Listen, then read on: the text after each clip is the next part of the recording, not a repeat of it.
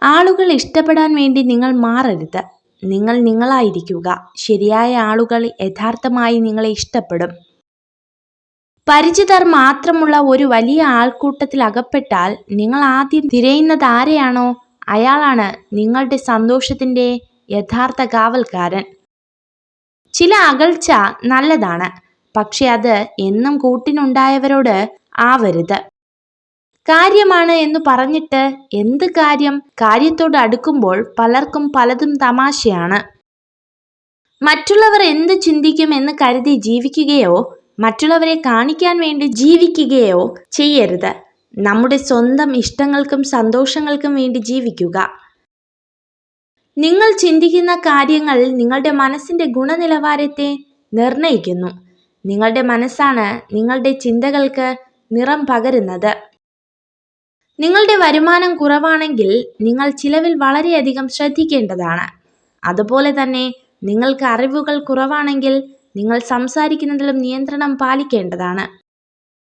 വിജയം അത് കുടുംബങ്ങളിലായാലും സുഹൃത്ത് ബന്ധങ്ങളിലായാലും എവിടെ ഒത്തൊരുമയുണ്ടോ അവിടെ തീർച്ചയായും വിജയമുണ്ടാകും.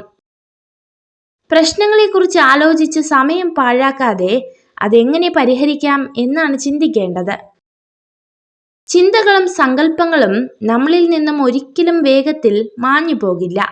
കാരണം ഓരോ ദിവസവും നമ്മുടെ മനസ്സിൽ നമ്മൾ അതിനെ പരിപോഷിപ്പിച്ചുകൊണ്ടേയിരിക്കുന്നു. നമുക്ക് തെറ്റുകൾ പറ്റുകയും അതിന് ക്ഷമ ചോദിക്കുകയും ചെയ്യാറുണ്ട്. എന്നാൽ അത് തിരുത്താം എന്ന സുപ്രധാന ഘടകം നമ്മളിൽ പലരും ചിന്തിക്കാതെ പോകുന്നു.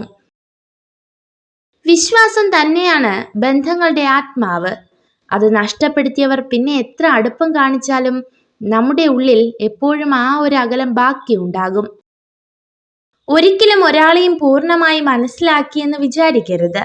എത്രയൊക്കെ പ്രിയപ്പെട്ടവരാണെങ്കിലും അവസ്ഥയോ സാഹചര്യമോ മാറുമ്പോൾ അവരുടെ മറ്റൊരു മുഖം കൂടി കാണേണ്ടി വന്നേക്കാം. തെറ്റുകൾ ചൂണ്ടിക്കാണിച്ചാൽ അറിവുള്ളവർ സ്വയം തിരുത്തും. അറിവില്ലാത്തവർ തർക്കിച്ചുകൊണ്ടിരിക്കും. അറിവ് മാത്രം ഉണ്ടായാൽ പോരാ, തിരിച്ചറിവ് കൂടെ ഉണ്ടാകുമ്പോഴാണ് യഥാർത്ഥ മനുഷ്യനാകുന്നത്.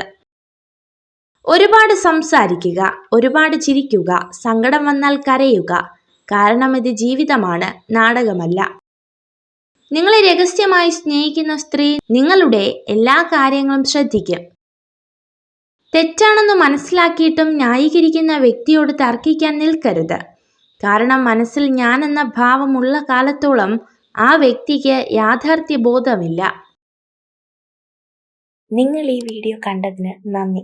ഇതുപോലുള്ള കൂടുതൽ വീഡിയോകൾക്കായി ചാനൽ സബ്സ്ക്രൈബ് ചെയ്യൂ.